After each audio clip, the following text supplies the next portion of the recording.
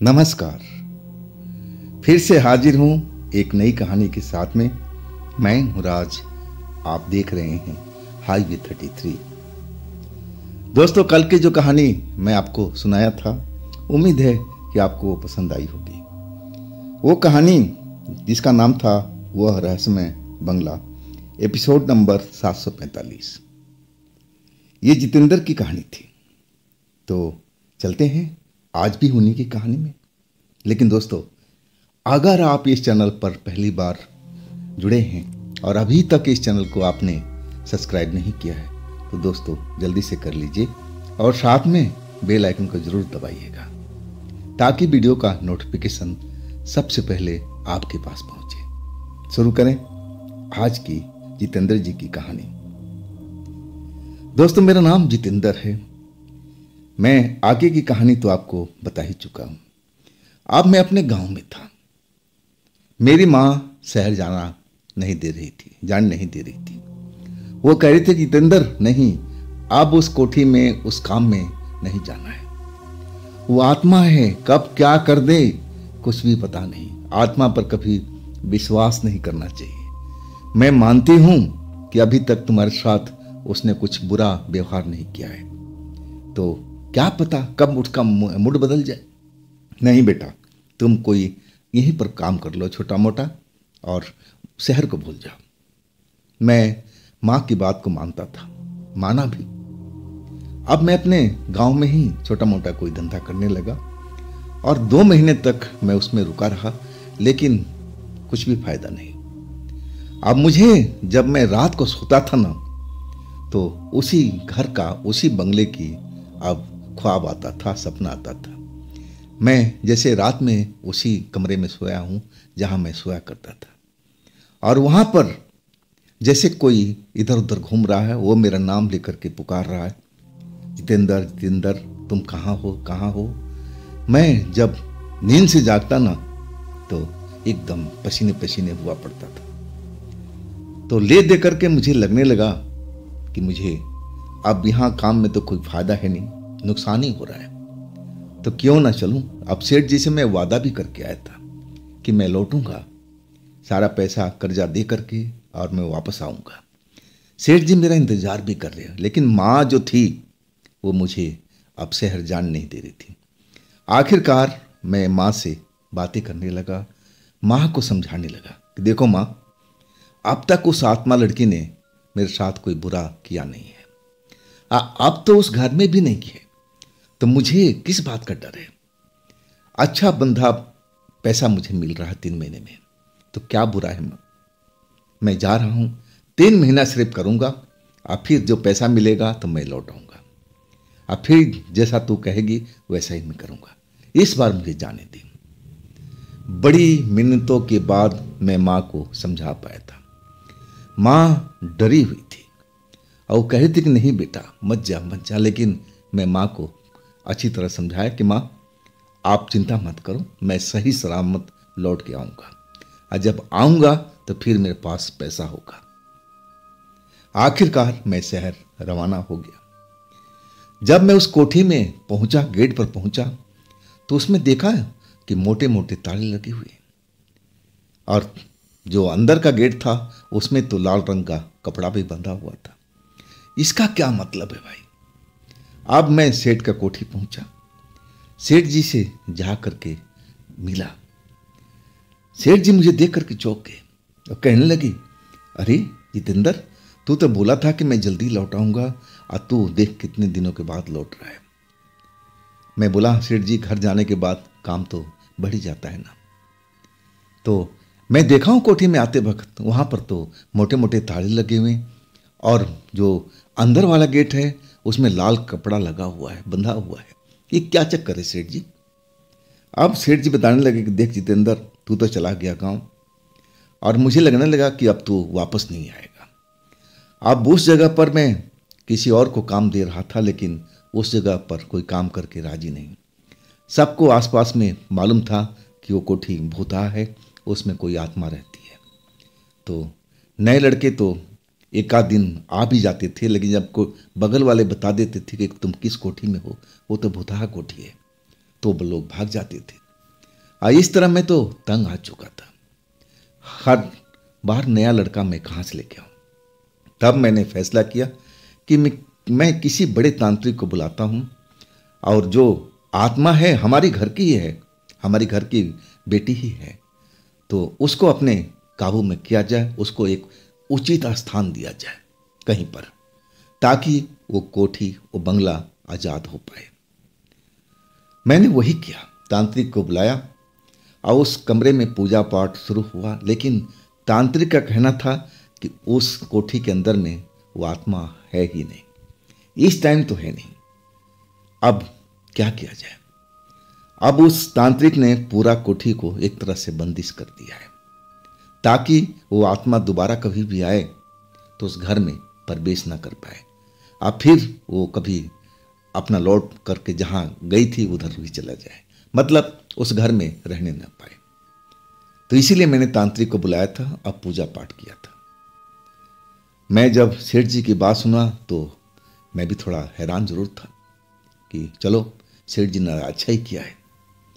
मैंने बोला कि अब सेठ जी बताओ, क्या मैं नौकरी पर रहूं या मैं अपने घर जाऊं? तब सेठ जी बोले कि नहीं जितेंद्र, तू आ गया है ना, तो तू जा, उसी काम पर लौट जा। लेकिन एक चीज का ध्यान रखना सेठ जी, जितेंद्र, एक अंदर वाला कमरा जो उस आत्मा के लिए था, मतलब उस घर में जो बेटी रहती थी उसके लिए था, और उसमें फूल भी लगा हुआ है, गेट पर ताला में लाल कपड़ा भी बंधा हुआ है, बहुत कुछ उसमें बंधा हुआ है। तो उस गेट को खोलने का कोशिश मत करना। मेरी बात समझ गए ना? मैंने बोला सेठ जी, वैसे तो हमें अंदर जाने की जरूरत नहीं है, हमारा जो कमरा है बाहर में ही है, किचन बाहर में है, तो मैं अंदर तो जाऊंगा नहीं। जब कोई ज़रूरत ही नहीं है तो उस कमरे में हमें जाने की ज़रूरत ही नहीं है, मैं बाहर ही रहूँगा।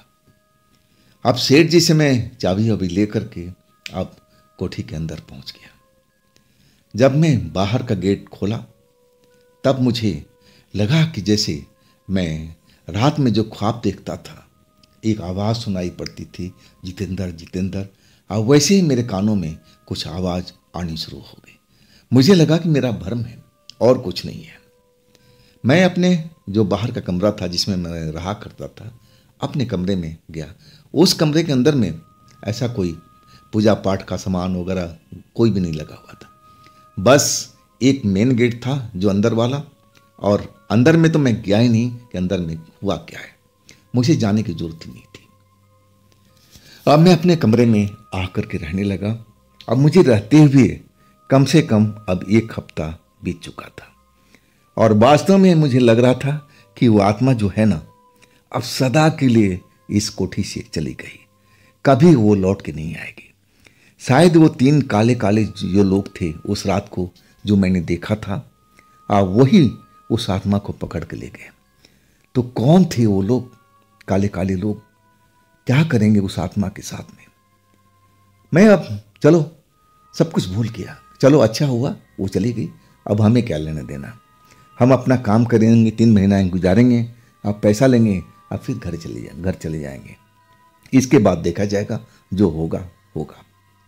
मैं अब पूरी तरह से बिल्कुल आराम से था, कोई चिंता कोई परेशानी नहीं, खाना बनाता था, खाता था, बस यही तो हमारा काम था, रखवाली करना था, और तो कुछ काम नहीं था।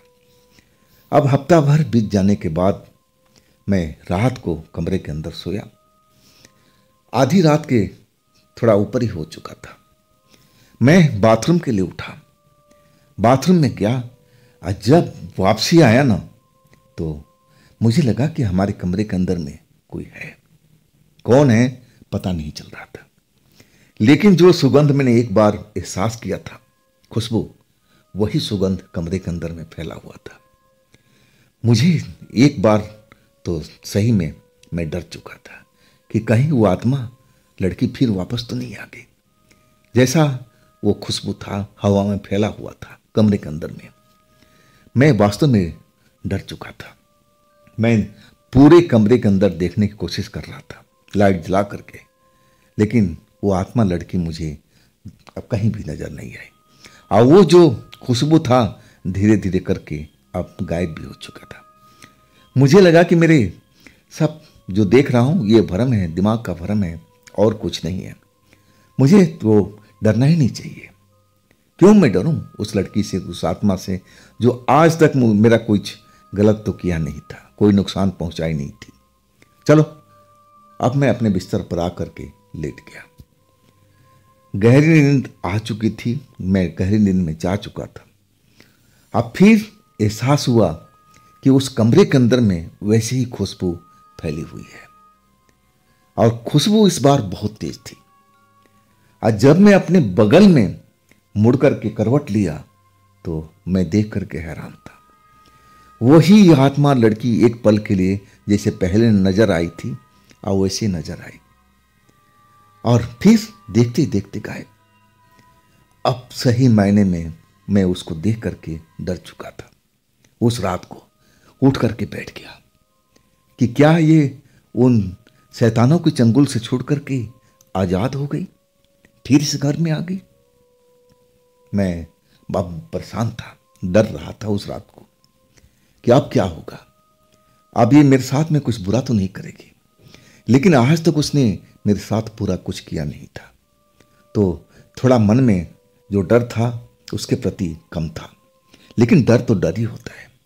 अब माँ का कहे अनुसार आत्मा कब क्या कर दे कुछ कहा नहीं जा सकता। और वही डर मुझे सता रहा था कि कहीं ये आत्मा मेरे साथ में कुछ अलग ना कर दे, कुछ गलत ना कर दे। लेकिन अब वो मेरे बिस्तर पर थी नहीं, ना जाने कहाँ गायब हो गई थी। अब इसके बाद तो मुझे नींद आ ही नहीं रही थी।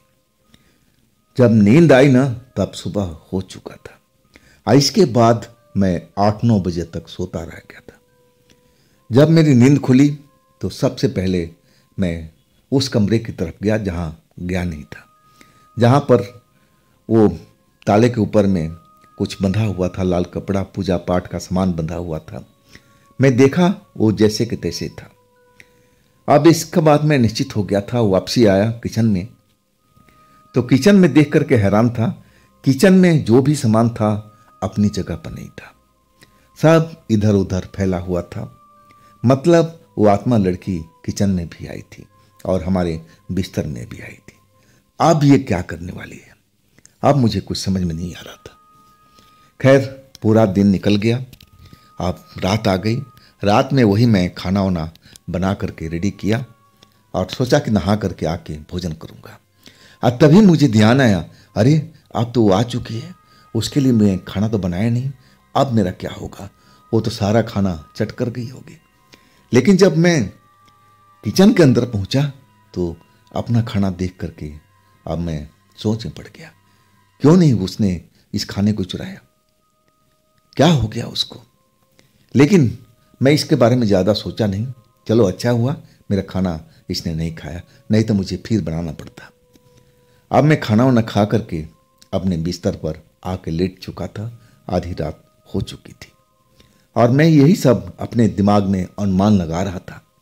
आखिर वो तीनों काले लोग कौन थे, इस आत्मा को पकड़कर क्यों लगे थे, और ये आत्मा दोबारा कैसे उनसे पीछा छुड़ा के आई, और अब क्या होगा, अब आगे क्या होगा, यही सब सोच रहा था।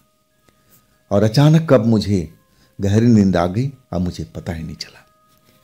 मैं सपनों की दुनिया में आ गया था। मैं उसी घर में था और गलियारे के अंदर में घूम रहा था और सामने से वही लड़की, आत्मा लड़की अब आती हुई दिखी। अब मैं उसको सपने के अंदर में देख रहा हूं और देख करके जैसे मेरे शरीर से पसीना छूट रहा है। लेकिन वो कोई बदसूरत नहीं थी, ना कोई भयानक थी। ये देखने में आम लड़की की तरह थी, खूबसूरत थी, लंबे काले काले बाल थे, आंखें बड़ी बड़ी सी काली काली आंखें थी। वो डरने वाली चीज नहीं थी, लेकिन ना जाने मुझे क्यों डर लग रहा था। मैं सपने में बहुत डरा हुआ था उस लड़की को देख करके, और वो मेरे पास में आई। अब उसका जो चेहरा था उतरा हुआ था, मतलब कुछ उसके साथ हुआ है, और मेरे पास आकर के रुक गई। अब फिर वो मेरी तरफ देखने लगी, कहने लगी कि तुम मेरी मदद करोगे। मेरे मुंह से आवाज नहीं निकल रहा था, मैं डरा हुआ था सपने के अंदर में, मैं कुछ बोल नहीं पा रहा था। तब वो लड़की कहने लगी कि देखो तुम मेरी कुछ मदद करोगे। तब मैंने बोला, कैसी मदद, मैं मदद क्या कर सकता हूँ। तब वो लड़की कहने लगी, सबसे पहले हमारा जो कमरा है उसको खोल दो, जो भी पूजा पाठ का सामान है वो निकाल दो, मुझे अपने घर के अंदर जाना है। और दूसरी चीज मैं चाहती हूं कि तुम मेरी रक्षा करो। वो काले शैतान तीनों लोग फिर कभी भी आ सकते हैं और वो मुझे पकड़ करके फिर ले जाएंगे। बड़ी मुश्किलों से मैं उनके चंगुल से आज़ाद हुई। अब फिर मैं उस जगह पर जाना नहीं चाहती हूँ। वो जगह उनका नरक के समान जैसा है। अब मेरे साथ बहुत बुरा व्यवहार कर रहे हैं। मैं उस जगह पर कभी जाना नहीं चाहती हूँ। इसमें तुम मेरी मदद करो। आगे क्या करना है मैं तुम्हें फिर बताऊंगी। अभी फिलहाल जो मेरा कमरा है उसको तुम खोल दो, ताकि मैं अपने कमरे में आराम से रह सकूं। इसके बाद मेरी नींद खुल चुकी थी। सपने से मैं जगा था, उठ के बैठ गया, सब सपने के बारे में सोचने लगा कि क्या जो मैंने अभी देखा है वो एक ख्वाब ही है, या फिर वो लड़की बिल्कुल मेरे ख्वाब में आकर के अब मुझे बता रही थी कि तुम्हें ये काम करना है। मुझे सोच विचार जब मैं किया इसके बारे में, तो मुझे लगा कि शायद वो लड़की यही चाहती है ताकि मैं उसका मदद करूं और सबसे पहले तो उसका कमरा खोल दूं। लेकिन मुझे डर लग रहा था कि कहीं मैं गलत तो नहीं कर रहा हूं, कहीं सेठ जी मेरे पर नाराज तो नहीं होंगे। लेकिन जो होगा देखा जाएगा। कुछ पूछेंगे कि कैसे खुला तो मैं कुछ बहाना बना दूंगा। अब मैं उस लड़की से दुश्मनी पालना नहीं चाहता था। वो मेरे लिए कुछ आज तक बुरा नहीं किया है। अब मैं उसके साथ भी कुछ बुरा होता हुआ देखना नहीं चाहता था। एक लगाव सी हो गई थी उससे, डर भी लगता था और एक लगाव भी हो गई थी। आखिरकार अब रात में तो उस कमरे के अंदर नहीं गया, अब अपने कमरे में ही रहा और फिर मैं सो गया था। सुबह उठा ना तो सबसे पहले उस कमरे में गया जिसका वो जिक्र कर रही थी। और उस कमरे के जो बाहर गेट पर ताला लटका हुआ था और उसमें पूजा पाठ का सामान भी बंधा हुआ था, जैसे कोई आत्मा, कोई दुष्ट आत्मा उस घर में प्रवेश ना कर पाए। कुछ टोटका किया हुआ था। सबसे पहले मैंने वही किया, उस जो भी पूजा पाठ का सामान था उसको हटाया। अब चाबी मेरे पास था ही पूरे घर का। मैं उस ताले को खोल दिया और जब अंदर गया ना, जैसे ही अंदर पहुंचा तभी लगा कि कोई हवा का तेज झोंका और घर के बाहर से जल्दी से अंदर आ गया और उस हवा में ठंडक भी थी। अब मुझे अंदेशा हो चुका था कि वो आत्मा लड़की इस कमरे के अंदर आ चुकी है। इसके बाद मैं रुका नहीं, दरवाजा बाहर से भेड़ करके और अपने काम में लग गया था। जो मेरा काम था उस बंगले की रखवाली करना, खाना बनाना, नहाना धोना, यही तो और भी काम बचा हुआ था उसमें मैं लग गया था। अब रात हुई खाना वाना खा करके, लेकिन कमाल की बात है किचन में जो कुछ भी बनाता था, अब ना तो खाना गायब हो रहा था ना लड़की वो लेके जा रही थी। इसका क्या मतलब था मैं जान ही नहीं पाया था। अब वो क्या वो भोजन नहीं करती, खाना नहीं खाती, तो ये सब पहले क्यों क्यों करती थी, कैसे करती थी, अब वो कैसे भूखी रह रही है, मैं समझ नहीं पा रहा था। आखिरकार रात हुई। अब सही मायने में उस आत्मा के प्रति मुझे हमदर्दी हो गई थी। मैं उसके बारे में हमेशा सोचता रहता था। आखिर वो इतनी बड़ी कोठी की मालकिन थी तो इसी घर की बेटी। अब प्रेत जोनी में आ चुकी है, आत्मा बन चुकी है। अब अपने ही घर में अब प्रेत जोनी में भटक रही है। अब उसके जो लोग हैं, सेठ जी हैं, अब वो चाहते हैं कि आत्मा इस घर में ना रहे, उसको इस घर से विदा करना चाहते थे कहीं दूसरे स्थान पर, ताकि इस कोठी को आज़ाद कर सके, इसको तोड़ करके नया बना सके। अब उसी काम में वो लगी हुई थी जैसा वो बता रहे थे। लेकिन मुझे अब उस लड़की से हमदर्दी हो चुकी थी, एक लगाव सा हो गया था। मैं हमेशा उसी के बारे में सोचता रहता था, किसी काम में लगा रहता था, तभी मुझे वही लगती थी कि मैं उससे बात कर रहा हूँ। ऐसा ही सोच था मेरा। रात हुई, आधी रात से ऊपर हो चुकी थी, मैं सोया हुआ था खाना खा करके। अब गहरी नींद में भी चला गया था। जब मेरी आंख खुली ना तो वैसे ही खुशबू उस कमरे में फैली हुई थी। अब मुझे अंदाजा हो चुका था कि वो मेरे बगल में ही लेटी हुई है। आज जैसे ही मुड़ा तो मैं देखा कि वही लड़की है। आज गायब होने से पहले मैंने उसका हाथ पकड़ लिया। जैसे ही हाथ पकड़ा तो हाथ छुड़ाने लगी। मैंने बोला, देखो आप मेरे से बात करना है, अभी आप रुको, आप चले जाना। मैं आपको यहां पर रुकना नहीं चाहता। कुछ बातें करनी है, मुझे आपके बारे में जानना है ताकि मैं आपकी मदद कर सकूं। मैं इसलिए आपको रोका हूं। अब पूछना चाहता हूं, आप मेरे कुछ सवालों का जवाब दें। वो लड़की जो अदृश्य होना चाहती थी अब रुक गई थी। मैं देखा एक आम लड़की की तरह अब लग रही थी।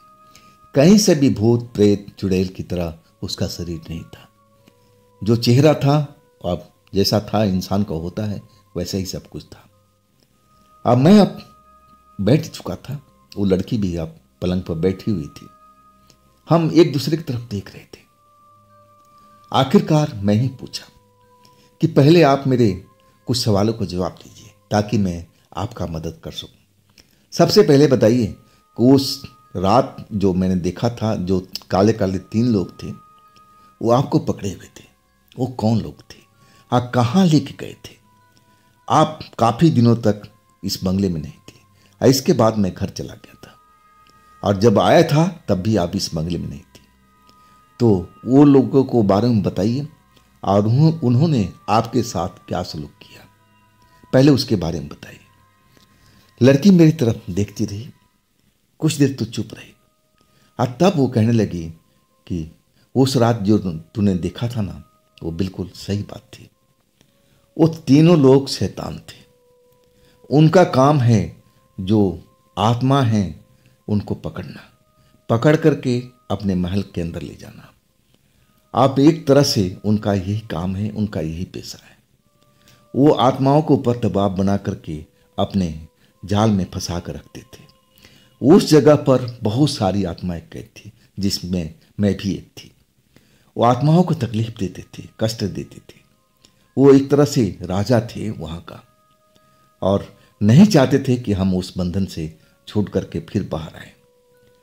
अब मैं बड़ी मुश्किल से उस जगह से निकल के भागी थी। वो जगह एक नरक के समान जैसा था। मुझे तो पहले ही दिन से लग चुका था कि मैं उस जगह से आज़ाद नहीं हो पाऊंगी, लेकिन मुझे कोई अच्छे कर्म थे ताकि मैं उस जगह से निकल पाई। उस जगह पर अभी भी आत्माएं काफ़ी वहाँ पर हैं जो उनकी कैद में हैं। उनके साथ बुरा व्यवहार किया जाता है जैसे मेरे साथ भी हुआ था। मैं वो सब बातें आपको नहीं बता सकती। अब आप पूछना चाहते थे ना कि आप मेरी मदद कैसे कर सकते, तो सुनो। सबसे पहले आप मेरे लिए कुछ करेंगे जो मैं बताऊंगी और उस चीज पर आपको कायम रहना पड़ेगा। उसके बारे में मैं अगले दिन में बात करूंगी, लेकिन अभी जो है मुझे इस घर में सुरक्षित रहना है और तुम्हें रखवाली भी करनी है। मैं एकदम चौंक करके पूछने लगा कि उन शैतानों से मैं कैसे लड़ पाऊंगा? वो तो आपको भी उठा के ले गए, अब मेरी औकात क्या है उनके आगे? वो कहने लगे, हाँ मैं मानती हूँ वो ताकतवर हैं, वो आपको भी नुकसान पहुंचा सकते हैं, लेकिन मैं कुछ करने वाली हूँ और इसके बाद देखते हैं। और फिर वो लड़की देखते देखते अदृश्य हो गई थी। बाकी मैं बात पूछ ही नहीं पाया था। अभी कई सवाल जो मन में थे अभी भी अब ऐसे कैसे रह गए।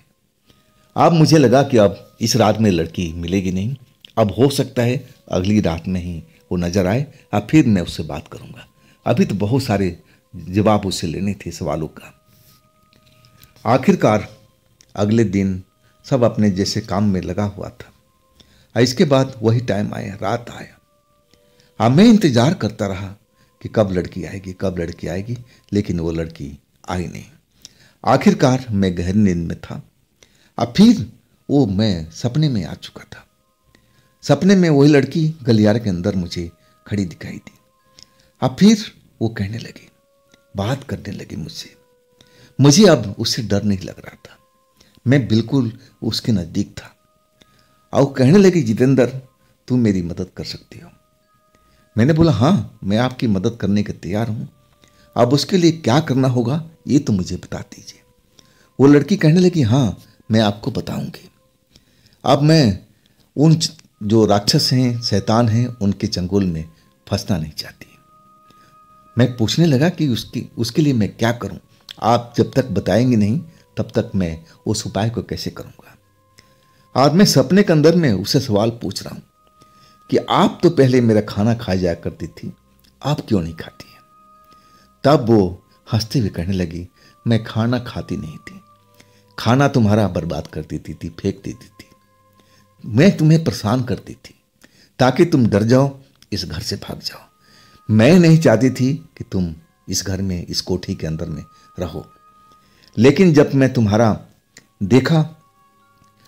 रोज का काम देखा, तुम मुझे अच्छे लगने लगे और इसके बाद मैंने तुम्हें तंग करना छोड़ दिया था। तुम्हें याद है ना। मैंने बोला हाँ, मुझे सब कुछ याद है, लेकिन अब मैं क्या करूं। तब तक मेरी नींद खुल गई। मेरा पूरा शरीर पसीने से नहाया हुआ, आधी रात से ऊपर का टाइम हो चुका था। मुझे उस कमरे में खुशबू महसूस हुई। मुझे लगा कि वो मेरे बगल में लेटी हुई थी और अभी अभी गई है। लेकिन मुझे उसके लिए करना क्या होगा, मैं सोच ही नहीं पा रहा था। वो क्या मुझसे करवाना चाहती है ताकि वो दोबारा उन तीनों शैतानों के पास पहुंच ना पाए, ना वो पकड़ पाए। आखिरकार दिन का समय आया। अब फिर मैं रोजमर्रा का काम में अपना व्यस्त हो गया था। जब सारा काम निपटा करके और वही रोज का टाइम हो चुका था, आम दिन था और जैसा हर रोज बीतता था। और शाम के टाइम होते होते अब जो सेठ का कार आ करके कोठी पर रुकी और उसमें से एक तांत्रिक और वो सेठ का खासम खास एक मैनेजर उस कार से उतरा और सीधा कोठी में आ गया। मैं उनसे मिला था उस कोठी में अंदर। मैं उन्हें जानता था, वो मुझे जानते थे। और कहने लगे जितेंद्र, कैसा आप यहाँ महसूस कर रहे हो। मैंने बोला बिल्कुल सही है। और तब वो कहने लगे ये तांत्रिक बाबा हैं, ये पूजा पाठ करके गए थे इस घर में, और क्या तुमने वैसे ही सब कुछ छोड़ा हुआ है ना। मैंने बोला हाँ जी, मैं किस लिए छेड़ना, जो जहाँ जैसा था वैसा ही है, अभी आप जाकर चेक कर लीजिए। अब वो दोनों लोग अंदर चले गए। अब उसके बाद जो मैनेजर थे आवाज़ लगाने लगे, जितेंद्र जितेंद्र जितेंद्र, जल्दी आओ जल्दी आओ। मैं जानता था कि वो मुझसे क्या पूछना चाहते थे। वही कि इस जो जादू मंत्र किया हुआ था दरवाजे पर, उसको किसने खोला। मैं पहुंचा तो वही सवाल उन्होंने पूछा कि ये सब किसने खोल दिया, ताला किसने खोला हुआ है। मैंने झूठ बोल दिया कि मैं इधर तो आता ही नहीं था, वो उसी आत्मा का काम होगा। तब वो तांत्रिक अब कहने लगा कि मुझे लग रहा है कि वो आत्मा इस जगह पर आ गई है। अब मुझे यहाँ पर दोबारा से पूजा पाठ करना होगा और वो उस आत्मा को पकड़ना पड़ेगा। अब मुझे लगने लगा कि अरे आत्मा से जैसे मेरा लगाव हो चुका था, वो तो मेरी दोस्त बन चुकी थी। क्या ये तांत्रिक पकड़ करके उस आत्मा को कहीं और ले जाएगा। वो मुझे अब बर्दाश्त नहीं था। लेकिन मैं मन ही मन अफसोस करता रहा और वो तांत्रिक मैनेजर आपस में बात करने लगे और फिर वो लोग चल पड़े। और जाते जाते जो तांत्रिक था कहने लगा कि मैं आऊँगा सारी तैयारी करके और इस घर में पूजा पाठ करूँगा। अब तो मुझे लग रहा है कि वो आत्मा इस जगह पर दोबारा आ चुकी है। हाँ, वो लोग जब निकले तो मैं उदास था। मुझे लगने लगा कि सही में वो तांत्रिक भी अपनी इस आत्मा का पीछे पड़ा हुआ है और उधर तीनों शैतान जो थे उस आत्मा के पीछे पड़े हुए हैं। अब तो इस जगह पर दो दो उस आत्मा के दुश्मन हैं। अब वो आत्मा शायद अब इस घर में रह नहीं पाएगी। या तो ये तांत्रिक पकड़ कर ले जाएगा या फिर वो तीनों काले शैतान कोई ना कोई तो इनको पकड़ कर ले जाएगा, ये इस कोठी से चली जाएगी। मेरा मन उदास हो चुका था। अब मैं जल्दी से ये खबर उसको सुनाना चाहता था, लेकिन मेरे पास में कोई जरिया नहीं था। मैं कैसे बुलाऊं उसको, कब कैसे मिलेगी। वो तो खुद अपने आप तय करती थी कब मुझसे मिलना है, कब बात करना है। आज ज़्यादातर ये समय आधी रात का वक्त होता था। मैं अपने कमरे में उसी बेड पर सोया हुआ था। कब मेरी आंख लग गई पता ही नहीं लगा, और जब आंख खुली तो वही आत्मा मुझे अब उठा रही थी। मेरे पलंग पर मेरे पास बैठी हुई अब मुझे नींद से उठा रही थी।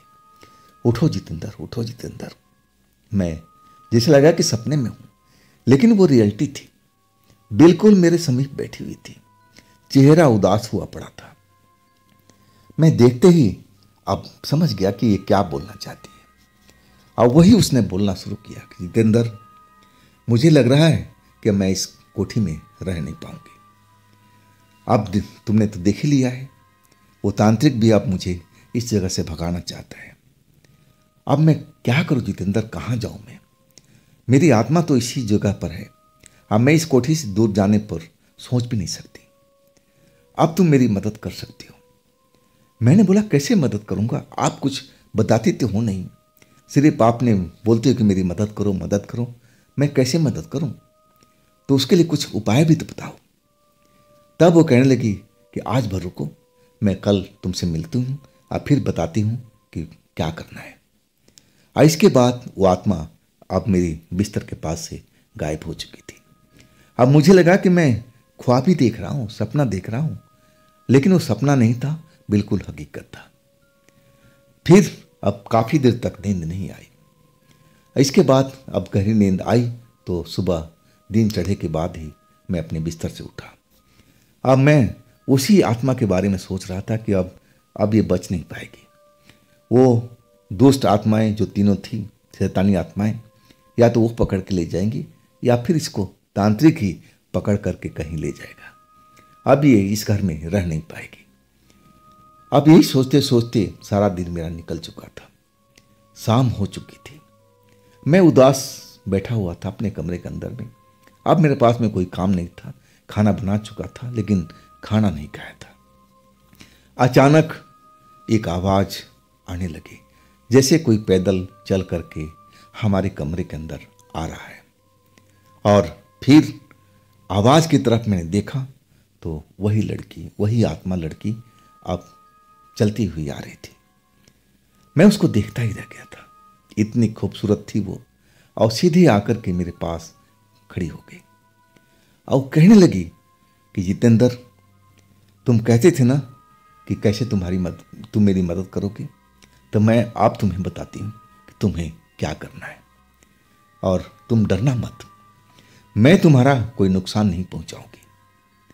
मैं उसकी तरफ देख रहा था और कहने लगी कि मेरी बात सुन रहे हो ना?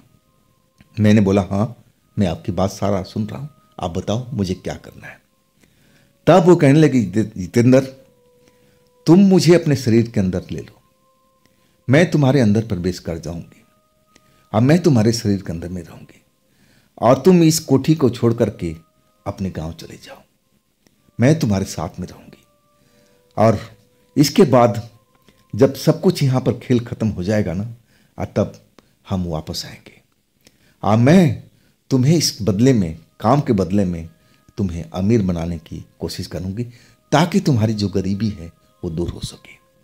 क्या इसके लिए तुम तैयार हो? मैं उसकी जो प्रस्ताव था सुन करके हैरान था। अरे, मैं अपने अंदर किसी आत्मा को क्यों लूं भाई? मैं कैसे ले सकता हूं किसी आत्मा को? मैं बिल्कुल डर चुका था, मैं कुछ बोल ही नहीं पा रहा था। तब वो लड़की की आत्मा कहने लगी कि जितेंद्र, तुम डरो मत, मैं तुम्हारे शरीर के अंदर में रहूंगी, तुम्हारा कोई नुकसान नहीं होने दूंगी, इतना पक्का मैं बोल सकती हूँ। और तुम जैसे ही तुम्हारे शरीर के अंदर आऊंगी और तुम गांव की ओर निकल जाना। किसी से बताने की जरूरत नहीं है, किसी से बोलने की जरूरत नहीं है, और तुम चुपचाप अपने गांव चलो। अब मैं तुम्हारे साथ गांव में रहूंगी। जब मुझे लगेगा कि हाँ, यहाँ का माहौल सब कुछ शांत हो गया है, तब हम वापस लौटेंगे। तुम ऐसा कर सकोगे ना? मैं देख रहा था उसकी तरफ, मुझे डर भी लग रहा था कि भाई ये कैसा काम है, मैं कैसे इसके शरीर के अंदर में ले सकता हूं? क्या ऐसा संभव है? शायद वो मेरी मन को बात समझ रही थी और वो कहने लगी, हाँ ऐसा संभव है, तुम अपने शरीर के अंदर मेरी साया को ले सकती हो, मैं तुम्हारे अंदर आ सकती हूँ, तुम्हें कोई जरा भी नुकसान नहीं होगा। बदले में मैं तुम्हें बता रही हूँ ना कि मैं तुम्हें गरीबी से अब अमीर बनाने की कोशिश करूंगी इस काम के बदले में, अगर ये तुम मेरा काम कर दोगे तब। अब मैं क्या कर सकता था। मैं बोला ठीक है, अगर आप मेरे को कोई कष्ट ना दें तो आप हमारे शरीर में आ सकते हैं, लेकिन कितने दिनों के लिए।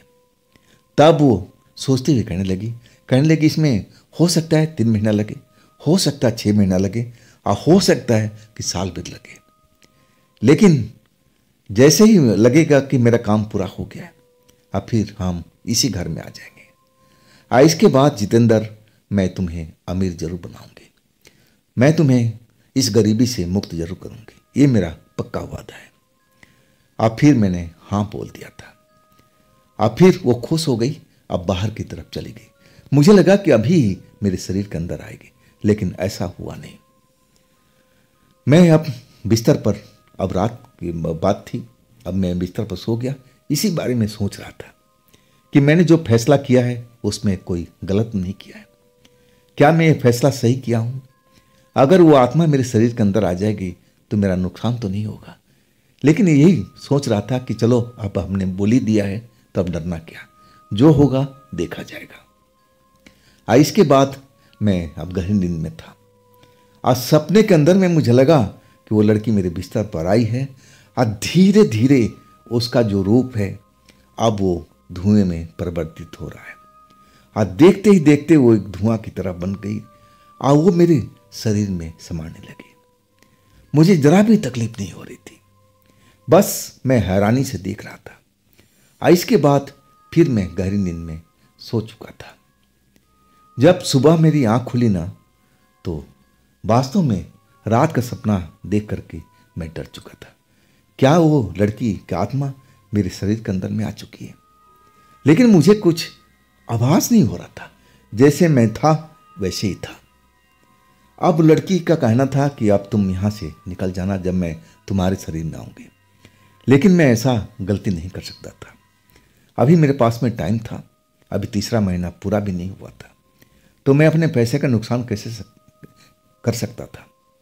मैं गया नहीं, मैं अभी उसी कोठी में था।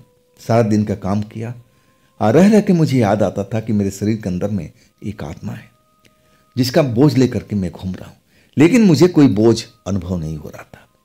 जैसे मैं सामान रोज काम करता था, रोज उस घर में रहता था, देख रेख करता था, वैसे ही कर रहा था। मैं खाना बनाया, खाना खाया, जितना सामान्य खाना खाता था उतना ही खाया।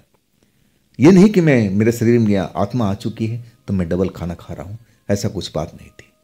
कहा जाए तो मैं बिल्कुल नॉर्मल था। रात हुई, रात में सोया, फिर सपने में वही लड़की आती है और कहती है, जितेंद्र, मैंने तुमसे बोला था ना कि तुम इस जगह से अपने गांव की तरफ चलो, अब यहाँ रहना ठीक नहीं है। वो तांत्रिक कल ही आएगा, आप वो पूजा पाठ करेगा, अगर ऐसा करेगा तो मैं फिर फंस जाऊंगी, मुझे तुम्हारे शरीर से निकलना पड़ेगा। वो शक्तिशाली तांत्रिक है, फिर मुझे वो पकड़ लेगा। मैं चाहती हूं कि तुम सुबह में जल्दी से जल्दी इस घर से निकल जाओ, नहीं तो हम लोग जा नहीं पाएंगे। इसके बाद मेरी नींद खुल गई। मुझे लगा कि जो कुछ मैंने देखा है वो सपना नहीं था, बिल्कुल रियल टाइम था। अब मैं जान चुका था कि उस लड़की का क्या आदेश था। अब वास्तव में कहीं तांत्रिक आ गया तो हम जा नहीं पाएंगे, और वही मैंने फैसला किया। सारा कुछ सुबह होते ही कमरा लॉक किया और चाबी लेकर के सेठ के कोठी पहुंच गया। सेठ सोया हुआ था। मैं उसके नौकर को बोला कि सेठ को जगाओ और ये चाबी पकड़ो, अब बोलना कि मेरी माँ की तबीयत ज़्यादा खराब है, अब मैं गांव जा रहा हूँ, मुझे जाना ही पड़ेगा। अब सेठ कहने लगा कि वो जो सेठ का नौकर था कहने लगा कि सेठ से मिल के जाना, लेकिन मैं कहने लगा सेठ पता नहीं कब जगेंगे और मेरी माँ का तबीयत बहुत ज़्यादा खराब है, अब मैं रुक नहीं पाऊँगा, बस इतना ही खबर दे देना। ये चाबी पकड़ो। और फिर मैं वहाँ से निकल गया। अब मैं उस जगह से आज़ाद था। अब मैं घर की तरफ, अपना गांव की तरफ निकल गया। जब गांव पहुंचा तो माँ देख करके मैं बहुत खुश हुई, कहने लगी, बेटा आ गया ना। मैं सारी बात छिपा गया। अब मैं माँ से झूठ बोला कि माँ, मुझे उस जगह पर अच्छा नहीं लग रहा था, मुझे अजीब लग रहा था। अब मैं उस काम को छोड़ करके आ गया हूँ और देख मैं माँ पैसा भी नहीं ले आया हूँ। माँ कहने लगी बेटा मुझे पैसे की जरूरत नहीं है, तो सही सलामत ही आ गया ना, इतना ही मेरे लिए काफ़ी है।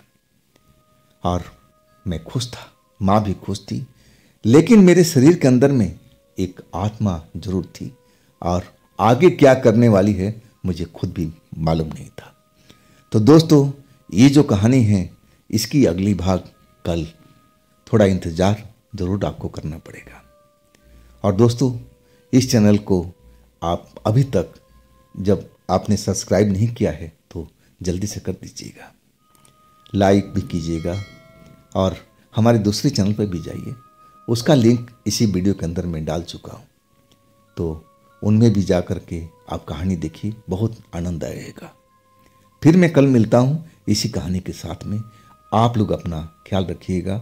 नमस्कार।